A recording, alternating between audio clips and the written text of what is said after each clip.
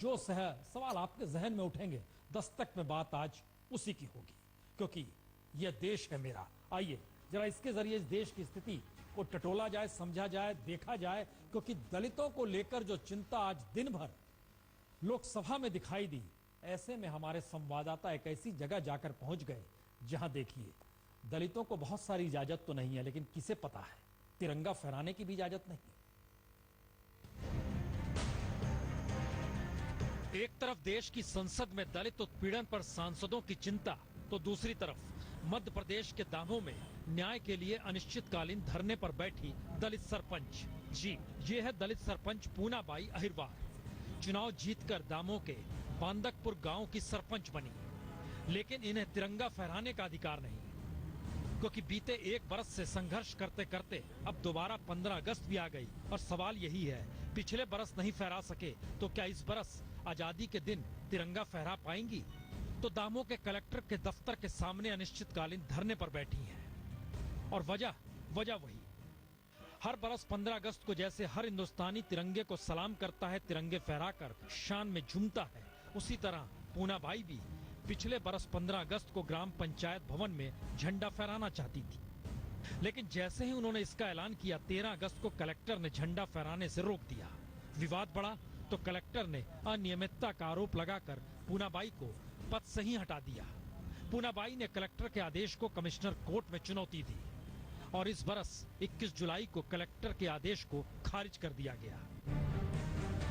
लेकिन पूनाबाई पद पर बहाल हो नहीं पाई, क्योंकि स्थानीय विधायक और राज्य के कैबिनेट मंत्री जयंत मलैया ने प्रशासन पर उन्हें पद पर नियुक्त न करने का दबाव बना दिया। लेकिन पूनाबाई 15 अगस्त को झंडा फहराना चाहती है, तो बीते एक महीने से कलेक्टर के सामने कुछ इसी तरीके से बैठी हुई है।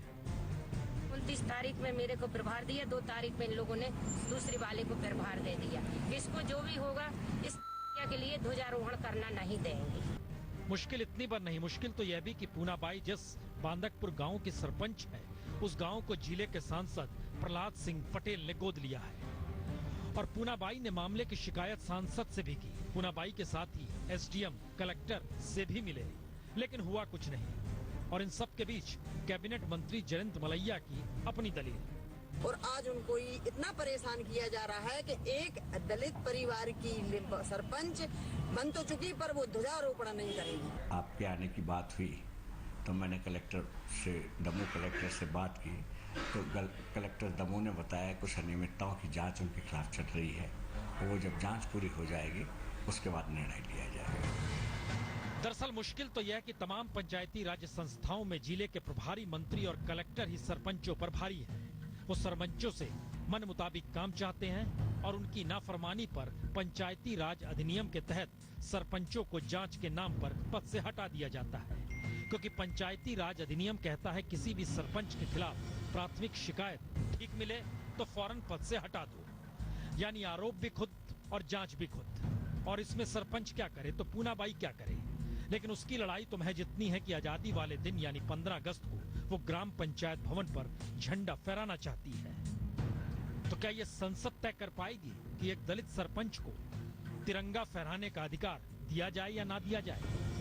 हफ्ते भर से ज्यादा का वक्त बीत गया, लेकिन पूनाबाई की सुध लेने के लिए ना तो प्रशासन आगे आया और ना ही कोई राजनीतिक दल। पूनाबाई अपनी लड़ाई यूं ही अकेले लड़ रही है। अब देखना होगा कि 15 अगस्त को वो झंडा वंदन कर पाएगी या यूं ही धरने पर बैठी रहेगी। भोपाल से रविश पाल और दमोह से पंकज के साथ सुनील नामदेव, आज तक।